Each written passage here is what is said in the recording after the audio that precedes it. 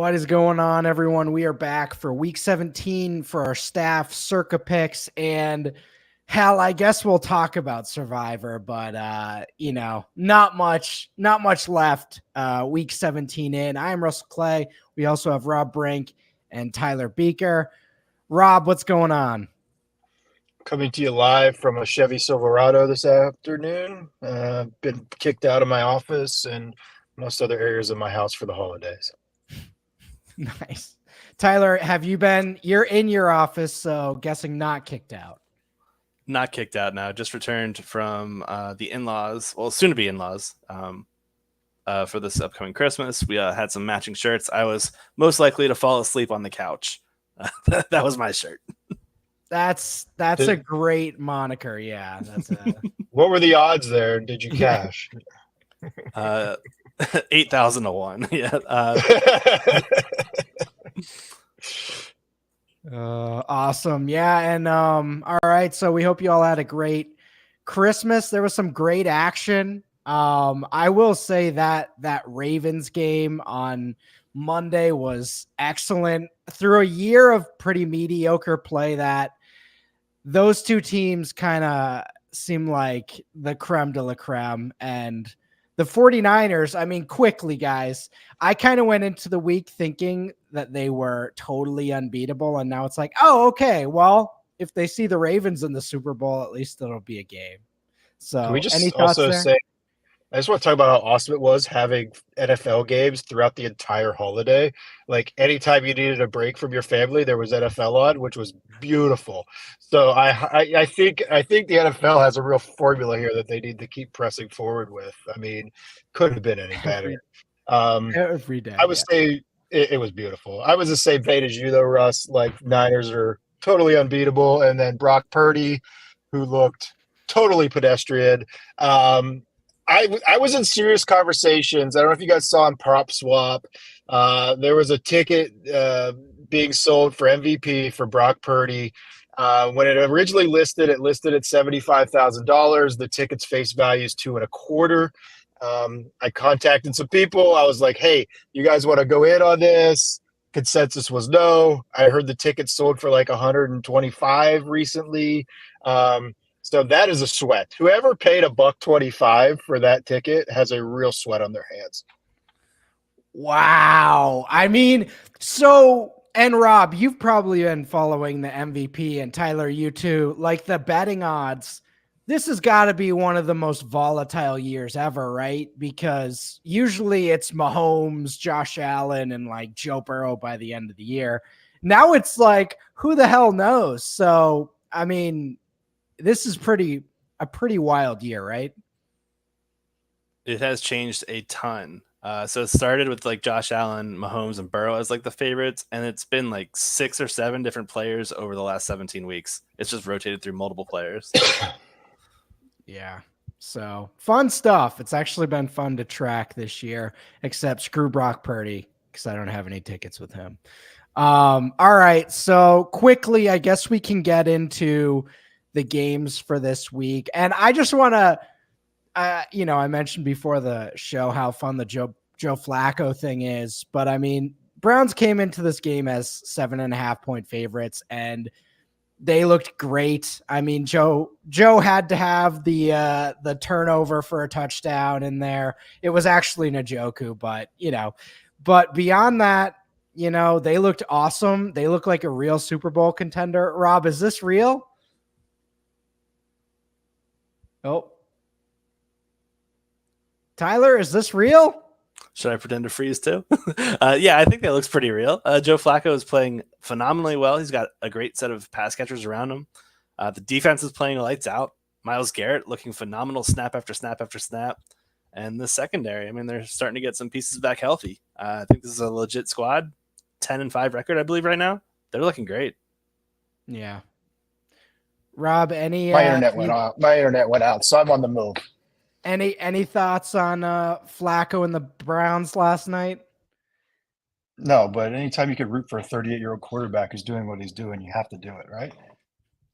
That's right. All right. So the first game we're gonna look at today: Lions Cowboys. Cowboys -5.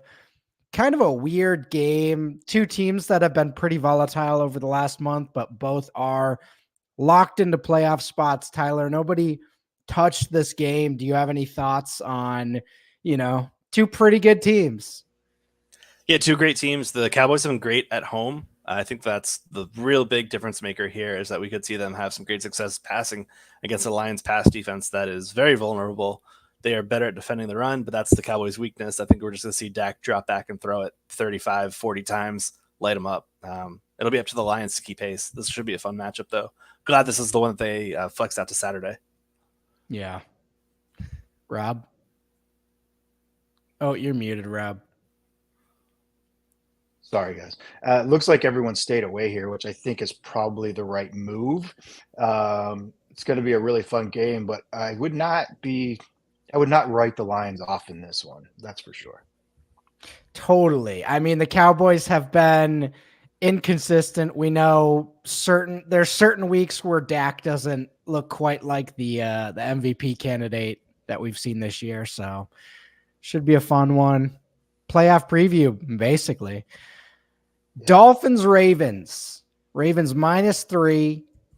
Tyler, you're a 2 on the Dolphins to cover. Mondo's a 1 on the Ravens. Jalen Waddle was just ruled out. I just got okay, so that matters. Tyler,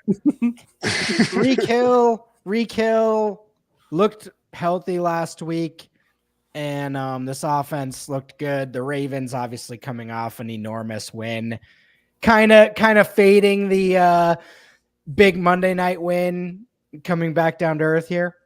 Yeah, that's really what it is. The emotional move, and also going back from West Coast to East Coast.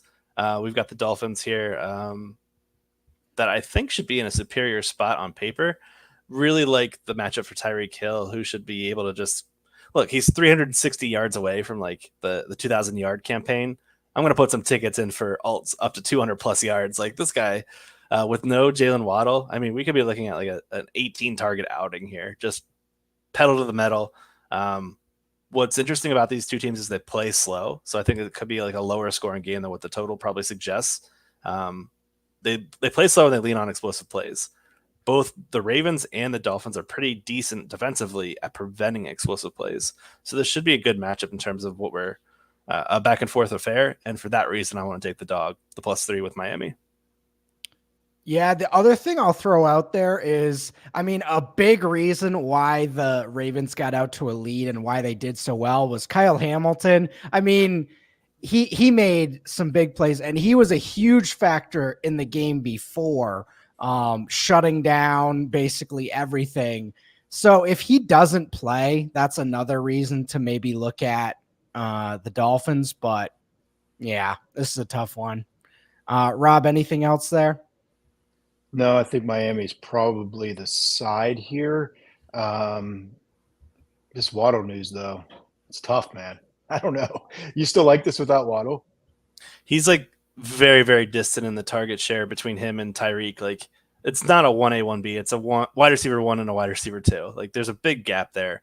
And to me, Waddle he's running clear out routes to me. Like he's not like a player that I think is going to significantly impact the game plan.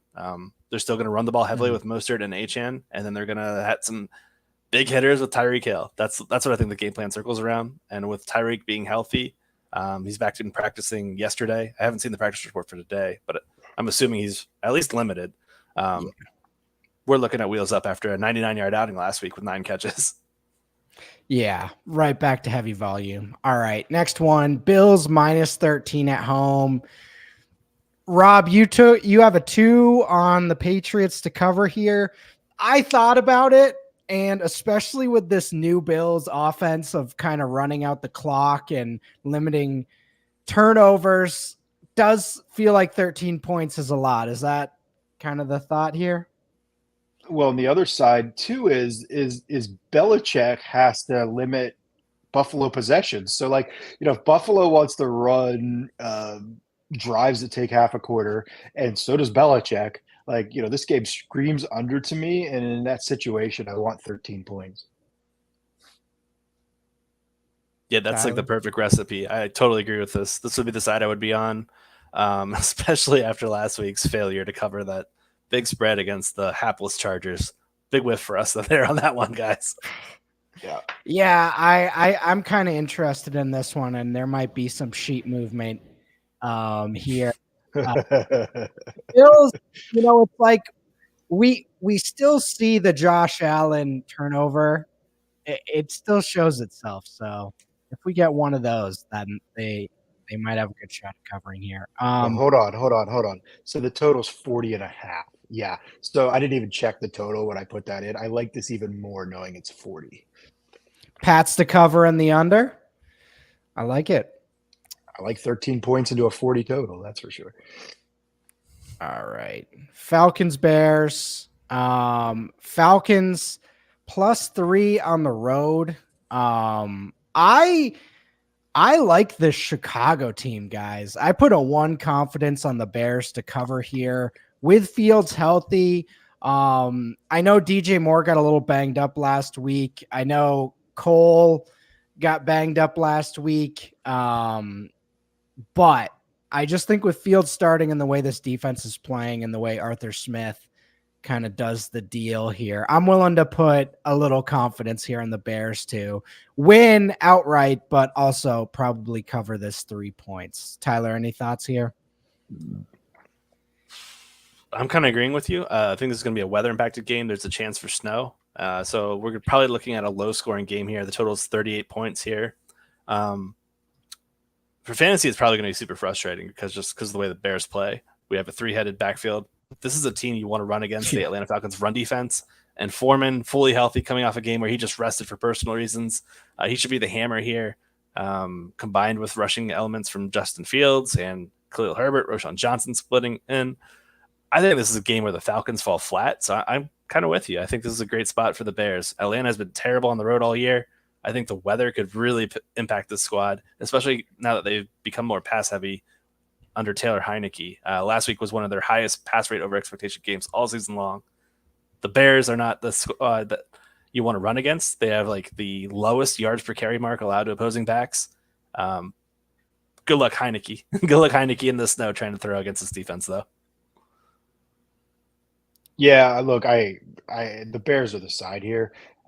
Atlanta remains a disaster, although they did get Bijan a little work last week, which I was excited about for DFS. But otherwise, yeah, I think Chicago's the side here. I could be put on it. Yeah, I just look at this Bears last 6 games, wins against Carolina, Minnesota, Detroit, and Arizona, and those 2 losses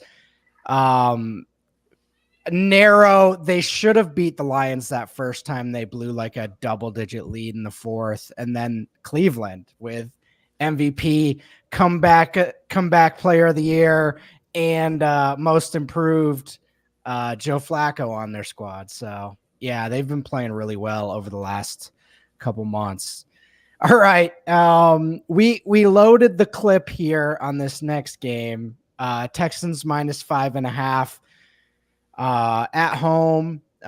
Jeff Mans is a 3, Tyler's a 4, I'm a 4, and Armando is a 4, all on the Texans to cover.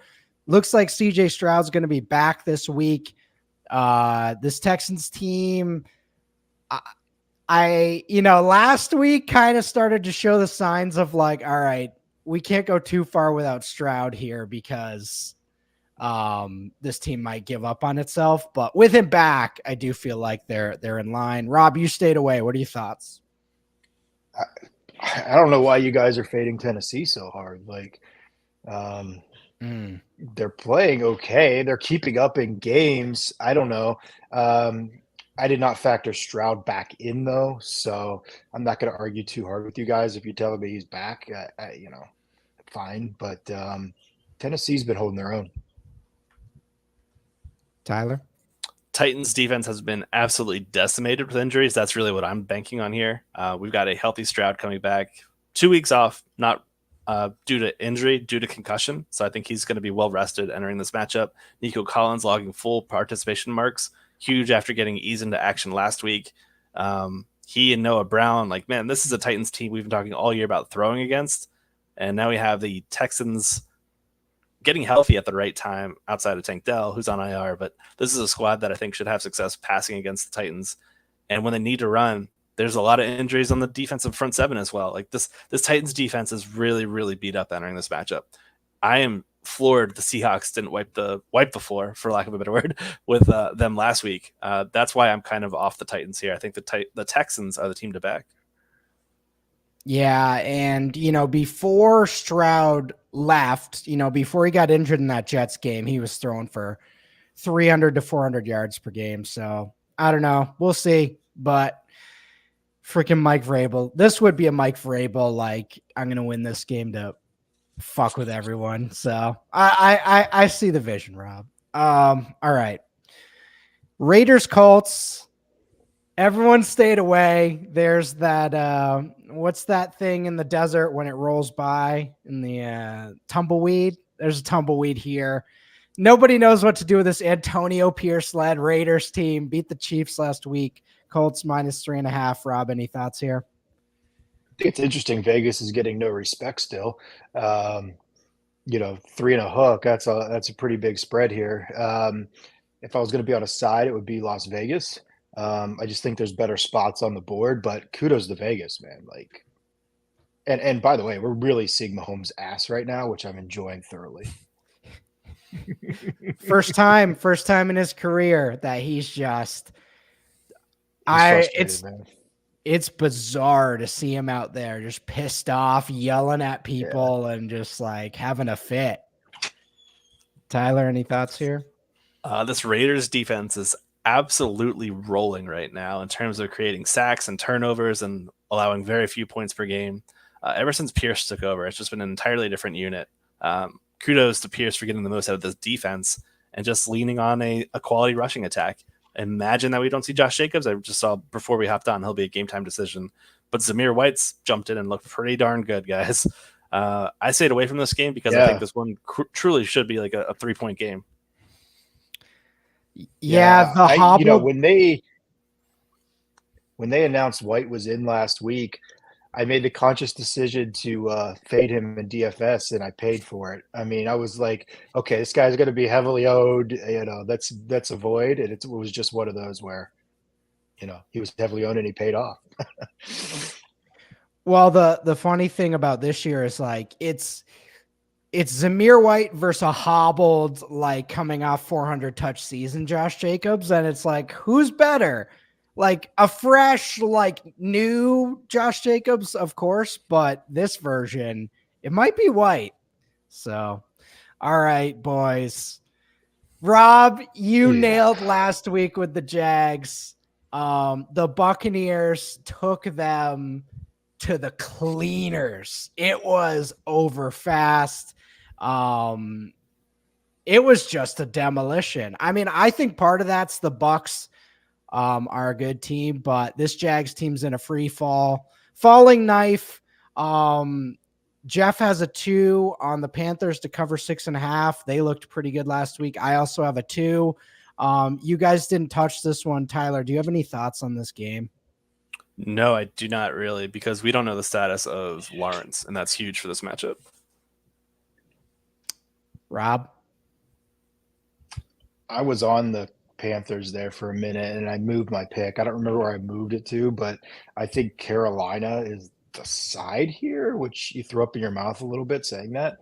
But I'm afraid it is. And yeah, I called it last week.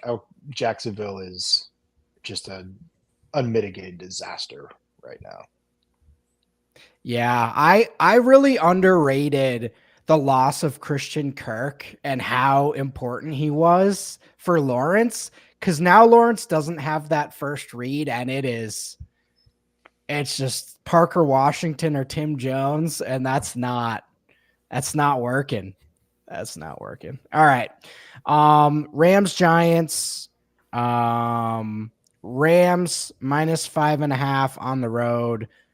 We loaded up the clip here. Rob, you're a 5. Jeff Mann's a 4. Tyler's a 5. I'm a 5, and Mondo's a 5. All on the Rams. Rob. I think I was the first person to fill out the sheet. When I put the 5 down, I was thinking, all right, this looks like a good play. And then everyone else put down the 5. And now I'm thinking that the Giants are probably the side here, just because every time we've been in lockstep, it's been a guaranteed loser. Um, superstitions aside, like, yeah, this Cutlets dude is not the real deal. And the Rams look fucking tremendous right now. So under a touchdown, I like this a lot. Rams are red hot right now. They are 5-0 against the spread over their last 5. They've scored 28 plus points in every single game. The Giants are 32nd in point differential. I don't see the Tyrod Taylor Giants keeping pace with this red hot team. That's really what it comes down to. Rams are implied for 24.5 points. I would bet the over on their team total. Did they confirm Tyrod starting? Yeah. Yeah. Okay. Yeah. It doesn't change my mind at all, but the weird thing about this Rams offense is like it's still McVay, it's still Stafford, it's still Kupp, and they just have these weird pieces that are really good in Kyron and Puka that they're not big names, but they are playing as well as some of the other personnel they've had the last couple of years. So yeah, tough to fade the Rams right now. All right. Eagles, Cardinals. Eagles minus 10.5 on at home. Kind of smells like some shenanigans could be going on. Eagles have been messing around with their spreads for 2 months now. Rob, any thoughts here? Everyone stayed away. yeah, I have concerns about Jalen Hurts. I mean, Tyler's going to correct me here, but I realized that he was sick last week. I mean, I don't know. I think the guy just looks like he needs some freaking rest, man. Um, Yeah. and if they can get out to a decent lead here on Arizona, I'd love to see them put him on the sideline for the fourth quarter. And if that happens, your back door is wide open here, right? So I would just stay away, worry about the half a point. I think it's a tough number. Yeah, unfortunately, there's like a lot of seeding implications here, especially with the Niners losing last week. Dallas and Detroit facing each other. That's a huge one, too, for seeding. Eagles are trying to play for that home bye. Like, they're probably going to finish with the number 2 or number 3 seed, but I think there's still a non-zero chance that they beat the 49ers for it. I might need to double check that after we get off the air here. But for that reason, I think that they're a team that's still going to keep fighting. 10.5 is just a cooked number. It's just a bad number, not one willing to play. The Eagles don't inspire confidence to cover like that. Arizona doesn't have Marquise Brown. Like they just put him on IR today. But this is a team that like you can throw against the Eagles. And when the Eagles are just playing back in coverage after they build up a lead, Arizona could easily backdoor this. How many years in a row is this that Marquise Brown's on the IR now? Like everyone. Yeah, man. That guy, good player when he's healthy, but that is a rare occurrence. I think the Ravens are feeling pretty good about what they've done the last couple years. The one thing I'll throw out there, I just looked at this. The Cardinals have scored a touchdown with 5 or less minutes in the fourth quarter in like 4 of the last 5 weeks. They've made they've made a consistent thing of just scoring these shit touchdowns at the end. And this does feel like a game where they're going to be up to their business again. So yeah, 10.5 might be a sweat at the end, but clearly Eagles should win this one. All right. Bucks Saints minus 2.5. I cannot bet on Derek Carr at any juncture in my life for the rest of his career. I won't do that. Rob, Jeff is a 1 here. Tyler, you're a 3 on the Bucks, and Mondo's a 3 on the Bucks. Any thoughts here? I have to hear the argument. Bucks are hot right now. They've won a bunch of games in a row. Baker's playing some of his best ball. He defeated the Saints team, dropped 250 and 3 on them several weeks back, and that game was I think it was 26-9 or 26-10, like a very low scoring game. Saints offense, I just don't have any faith in. Like Derek Carr, to your credit, Russ, is absolute trash. I really, really think the Saints are going to regret that contract. They are in cap space hell for the next 3 years or so. I don't like anything about the Saints. I think this is just the Bucks getting hot at the right time. That's really what the argument is. Yeah, I think you're right. Yeah, I could see that. I could get here without too much struggle because I agree with you full-heartedly, Russ. Like it's a disaster there. I mean, they were down 30-7 in the fourth, and Carr got two kind of and they beat the Giants, they beat the Panthers, and they were on a 3-game slide before that. So I don't know. This Bucks team certainly impressed me last week, but interdivision rivalry, we'll see. All right, so Commanders plus 13 at home. I fear for Washington's defensive safety here. Like I fear for their livelihood what Deebo Samuel and Christian McCaffrey are going to do to this team. Nobody really touched this game because 13 points is a lot. But coming off a loss, McCaffrey's going for some crazy numbers. Deebo's looking like Apex Deebo. Tyler, what are your thoughts here? My thoughts are the 49ers should put up 60 points here. That's how bad Washington is. They need a statement win after that loss. The way to beat Washington is any way you freaking want. They are so bad defensively, defending the run, defending the pass, and Purdy and company. They are fine winning in any manner they like. They're just gonna roll. The question is, what kind of Brissett do we see? He's been great filling in these last 2 games. Yeah. Why the heck have they dragged their feet and not swapping over to him sooner? I'll never know. But that's the concern. It's an unknown quarterback. For that reason, it's tough to pick a plus 13. Yeah, San Francisco's the side, obviously. I just don't want to lay the points, really. Yeah. Would not be surprised if this somehow covers. I mean, we have to assume Purdy recovers and, they look fantastic again, small sputter, whatever. But I'm just not going to lay the points. Hell, I feel like even slinging Sammy Darnold could take care of business here. So, but 13's a lot. 13's a lot. All right. Seahawks, Steelers, Seahawks 3.5 points against the vaunted Mason Rudolph, Rob. Your boy came back gunslinging to George Pickens. Are we back? Let's be very clear. Mason Rudolph is not the answer to anyone's questions. But what he did do was hit receivers in stride. Pickens scored that touchdown because he didn't have to pause or reach behind him or whatever, and he could show some of his speed. There was a few examples of that where he hit guys in stride, which has really been missing. And just the most embarrassing thing I've read all day is Joe Flacco has more touchdowns in December than Kenny Pickett has in his career. Man. So, yeah. That's where we are in Pittsburgh. Tyler? I think this really was more of a showcasing of how bad the Cincinnati Bengals defense is right now. They're very, very poor. I wouldn't mind taking the Chiefs. We'll get onto that game in a bit, but Pittsburgh, Seattle, I don't want anything to do with this game, guys. Seattle looks like they are trying everything they can to not win games, letting their opponents do what they can to just stick around. And if you give the Steelers enough time to stick around, they could cover 3-point spread. Tomlin is notorious for doing this as an underdog. I hate this game. I'm staying away. Yeah, this is for the Steelers got to get above 500 on the year. So they got to win one of these two. We got to keep that streak alive. They will, rest assured. All right.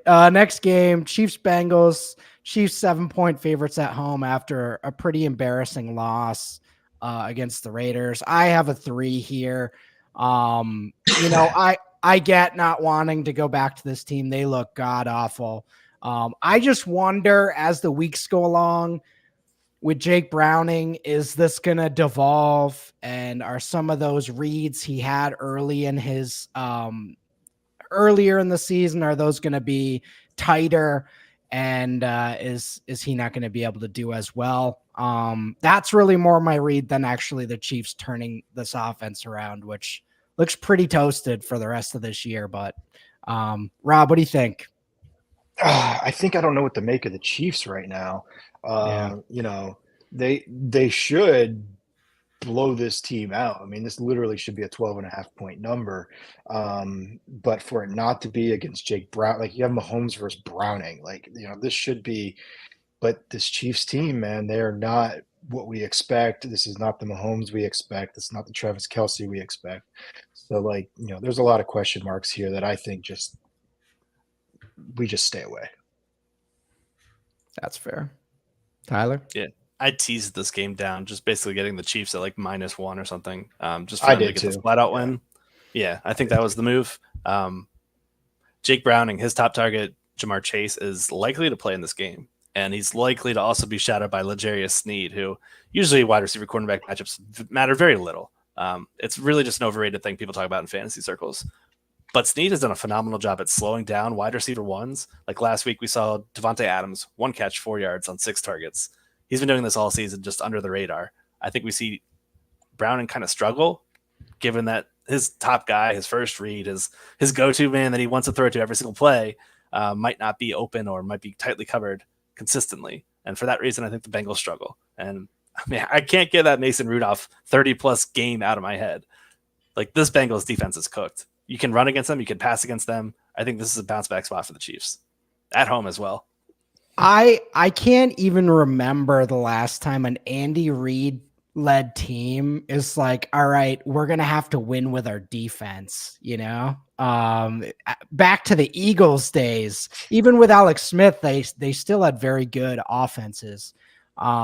This is very strange. So anyway, all right. So Broncos -3.5 against interim head coach Chargers. Rob, you're a 4 here on the Chargers. Tyler's a 1. Jarrett Stidham against the defense that looked pretty good. I feel like the Chargers defense, and we've seen this happen. I don't think this is like conspiracy Russ to say they gave up on Brandon Staley and they were just kind of playing shitty. That defense looked pretty damn good last week. So is that kind of the thought here, Rob, or just fade what the Broncos are doing? I'm just fading Stidham. I mean, this is a full fade spot. If this team, I don't know how the players are going to react to Benji Russ. I mean, they all hate him, obviously, so maybe it's a good thing. But I feel like the Chargers could get this done here. Getting 3 and a hook my bet's really 3 and a hook and a fade of the quarterback position in Denver. Yeah, I'm kind of in lockstep with you, Rob. I think that's perfectly said. This is a preseason matchup. I just hate this game entirely. These two quarterbacks should not be starting right now. 2023 just needs to be over. Fair enough. All right. Monday night, Packers, Vikings 2-point favorites. Rob, you're a 3 on the Packers. Jeff's a 5 on the Packers. Armando's a 2, and I'm probably going to be switching one of my picks to the Packers +2 against the Vikings. Tyler, any thoughts here? Jaren Hall starting for the Vikings. That's the reason for this play. Oh shit! All right, I gotta make moves here. We're gonna move the Chiefs. All right, there we go. Russ is on the Packers too. Perfect. I didn't even realize I wasn't on this play. Yeah, it's just not a great one. I don't have anything positive to say about this game. Like they did a great job making Cowboys Lions the Saturday night game. This Sunday night game was a disaster. I have no desire to watch this game at all. So I'm passing the mic over to you, Rob. No, you made my case. That's it. Done. Just cut the show. Cut it. That's totally it. This is what I'm surprised everyone wasn't on, to be honest. Yeah, that's a great play. The Packers have looked kind of mediocre, but this Vikings team, pretty rough the last couple weeks. So, all right. So Did the Survivor finish out? I know. Have you been tracking that at all, Rob? I've been following the Circa pretty closely. So the guy who refused to split last week was on Denver, so he's out of the contest. Oof. There are 4 players left right now. I believe it's 4. If they have not coordinated a chop, I would be shocked. But the thing to do here is figure out a way to get on an airplane and force these guys to chop and do whatever you can, because if you have to make a pick this week, I don't even know what's left. So like, if these guys aren't chopping $2 million a piece, God bless. Tyler, would you be splitting $2 million? Ooh, I might be that greedy. I might want that 9.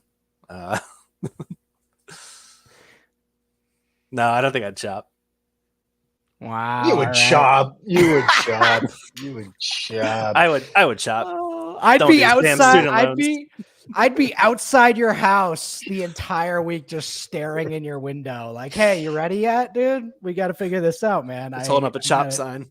Yeah, come on. I think I heard everyone wanted to, but that one guy. So I would assume that they get it done this week. And there are gambling gods. There truly are for that guy to get booted last week. It's beautiful. It was beautiful. All right, so that's pretty much it for this week. In terms of confidence ratings, we're on the Rams -5.5 at the Giants, Texans with Stroud back, and Packers +2 on Sunday night. Chargers, another one, +3.5. Looks like that one's going to be one. And the Bucks -2.5. How do you guys feel about all of those? It's fine. It's fine. Yeah. Did you say Green Bay or no? Because I think we got to Green get on Bay. Green Bay. Green Yeah. Bay. Yeah, Green Bay's our third in line. So we're in on that one. I'm good with those. All right. Thanks everyone for tuning in. As we mentioned with the Survivor, if you're still around, hound those boys for a split. If you got 10K plus on the line, if it's a few hundred, maybe let it roll. But try to make sure you're hedging your bets at this point in the year. But yeah, please like this video, subscribe to the channel, check out fantasyguru.com. If you're watching this on the site, check out our betting Discord. Tyler, you got any plugs for content? I know you got some articles coming out. Yeah, I've got plenty of bets as well over on Discord. But content-wise, looking at my GameScript article, which will be published on Saturday, that covers every game by game, looking at pace of play, matchups, fantasy, seasonal, DFS, dynasty, you name it. Trying to get you guys some hookups in terms of like what I'm looking at matchup-wise and how to attack that. Rob, any plugs for the site or anything you got going on? Yeah, I think everyone should buy this hat. You see this hat? Go to the swag Ooh, section look at of the that. site and buy this hat. It's Buy comfortable. the FG hat. Makes you twice as handsome. All right. Well, let's go. Let's get some hat buys in the hopper here. So that's pretty much the bottom line there. So thank you all for tuning in. And for Rob Rank, Tyler Beaker, and Russell Clay, we'll see you guys next week.